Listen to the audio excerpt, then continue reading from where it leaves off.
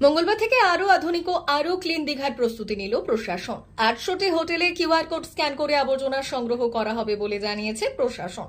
দীঘাকে 12টি জোনে ভাগ করে প্রতিটি হোটেল থেকে নিয়মিত আবর্জনা সংগ্রহ করা হবে। দীঘার শঙ্করপুর উন্নয়ন পর্ষদের পক্ষ থেকে প্রতিটি হোটেলে সবুজ ও নীল রঙের 2টি করে ডাস্টবিন বালতি দেওয়া হবে। পচনশীল ও অপচনশীল আবর্জনা পৃথক রাখতে হবে। 36 জন কর্মী এই কাজে নিযুক্ত থাকবেন। এই জন্য একটি অ্যাপ তৈরি করা হয়েছে।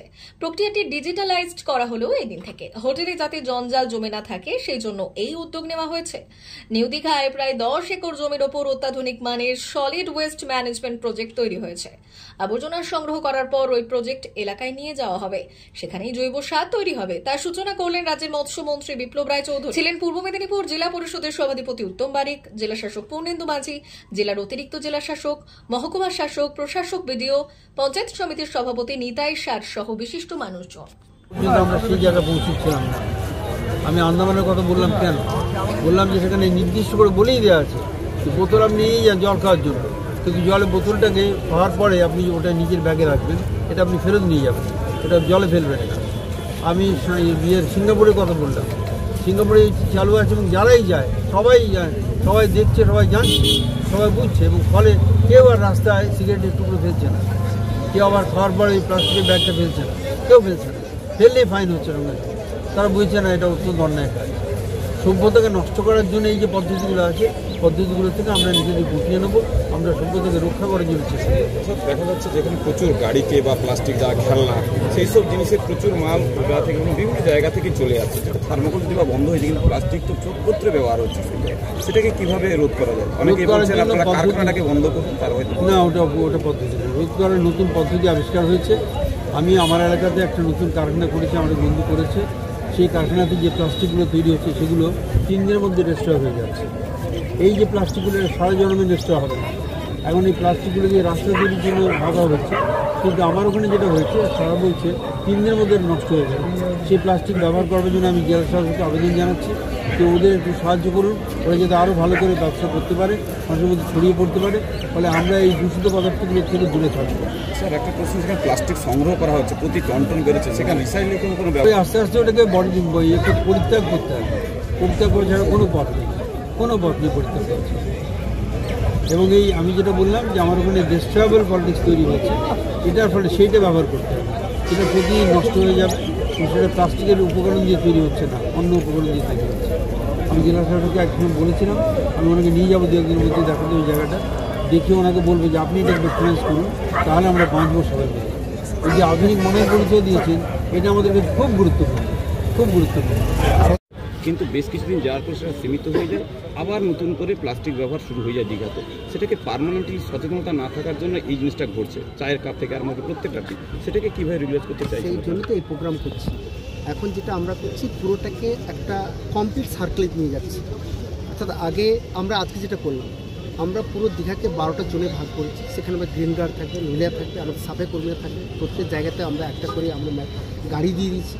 প্রত্যেকটা হোটেলকে আমরা 2টো করে আমরা দিয়েছি, ওয়েস্ট রাখার জায়গা দিয়েছি। ফলে সেখানে সোর্স থেকে সেটাকে আমরা সিগারেট করছি, সেখান থেকে প্রতিদিন ওয়েস্ট নিয়ে এসে আমরা একটা গ্রাউন্ডে নিয়ে যাচ্ছি। সেখানে আমরা আধুনিক মানে মেশিন বসাচ্ছি। এই যে আপনারা বলছেন ধোঁয়া উঠবে, কোনো ধোঁয়া উঠবে না। সেখানে এসে মেশিন সেটাকে আমরা রিপ্রসেস করছি। আবার প্লাস্টিক কীভাবে ইউজ করা যায়, প্লাস্টিকটাকে আমরা বিভিন্নভাবে কাজে লাগাচ্ছি। রাস্তাঘাট তৈরি করতে, ব্লক বানাতে, বিভিন্ন জিনিস বানাতে কাজে লাগছে। সেই মতো করে আমরা সেটাকে আবার রিউজ করার জন্য সব কিছু মেশিন বসাচ্ছি। প্লাস যেগুলো ডিকম্পোজেবল তাকে কিন্তু সারে কনভার্ট করে যাতে চাষিরা সেই সারটা ব্যবহার করে, তার জন্য আমরা উদ্যোগ নিয়েছি। ফলে প্রতিনিয়ত আমরা একটা অ্যাপস করেছি। প্রতিটা হোটেলে একটা কিউআর কোড থাকে। প্রতিটি হোটেলে আমাদের সাফাই করে যাওয়া বাধ্যতামূলক। যদি না যায় আমরা অ্যাপসের মাধ্যমে জানবো যে কে যাচ্ছে কে যাচ্ছে না। ফলে যেমন হোটেল থেকে প্রতিদিন গার্বেজটাকে তোলাটা নিশ্চিত করছি, অ্যাজ ওয়েল এজ পুরো দীঘাতে যত রাস্তাঘাট রয়েছে সেখানেও আমাদের লোক থাকছে, সিসিটিভি ক্যামেরা থাকছে, প্রতিনিয়ত যাতে পরিষ্কার পরিচ্ছন্ন হয় তার জন্য মনিটরিং করবে। এবং এটাকে আলটিমেটলি তুলে নিয়ে কিন্তু আমরা সেগ্রেগেট করে আমরা যেখানে আমাদের ওয়েস্ট ম্যানেজমেন্ট গ্রাউন্ড সেখানে নিয়ে গিয়ে আমরা কিন্তু ট্রিটমেন্টটা করবো। আপনি বলছেন ঠিকই, এটা আমাদের ধারাবাহিকতা বজায় রাখতে হবে। তার জন্য প্রথম দরকার আমাদের টুরিস্ট যারা আছে তাদেরকে সচেতন করা, যে যেখানে সেখানে প্লাস্টিক নোংরা না ফেলা। আপনারা দেখেছেন যে বিভিন্ন জায়গায় কয়েক হাজার অন্তর বিভিন্ন আমরা এখানে ডাস্টবিন দিয়ে রেখেছি। শুধু তাদের কাছে একটা অনুরোধ, আপনারা যা খাচ্ছেন যা ইউজ করছেন আপনার ডাস্টবিনে ফেলুন। তার কারণ ওটা নোংরা করলে আপনার ছেলেটা কিন্তু নোংরার পথে হাঁটছে। ফলে সেখানে রোগ জীবাণু কিন্তু আপনাকে করতে পারে। সেই জন্য সবার কাছে পরিষ্কার থাকুন, পরিচ্ছন্ন থাকুন। আজকে হোটেলে বললাম যে আপনাদের হোটেলের ভেতর, ঘরের ভেতর এবং তার বাইরে যাতে পরিষ্কার পরিচ্ছন্ন থাকে সেটাও আপনাদের উদ্যোগ হতে হবে। অর্থাৎ এখানে সবাইকে, সাফাই কর্মচারী থেকে, গ্রিন গার্ড থেকে, হোটেলার্স থেকে, ট্যুরিস্ট থেকে সবাই যদি আমরা একভাবে একই পেজে কাজ করি তাহলে কিন্তু আমরা দীঘাকে খুব স্বচ্ছ সুন্দর। কিছুদিন আগে ডেভেলপমেন্ট থেকে 500 টাকা করে ফাইন এটা চালু করেছে মন্ত্রী সাহেব, আজকেও নিজে বললেন যদি এটা ফাইন করা যায় সেটা কি মানে উদ্যোগটা নিচ্ছে, সচেতনতার বার্তা আগে দেবেন? এক্স্যাক্টলি, আপনারা দেখেছেন যে অনেকবার আমরা বিভিন্ন মাইকিং করি যে এটা করবেন, এটা করলে ফাইন করা হবে।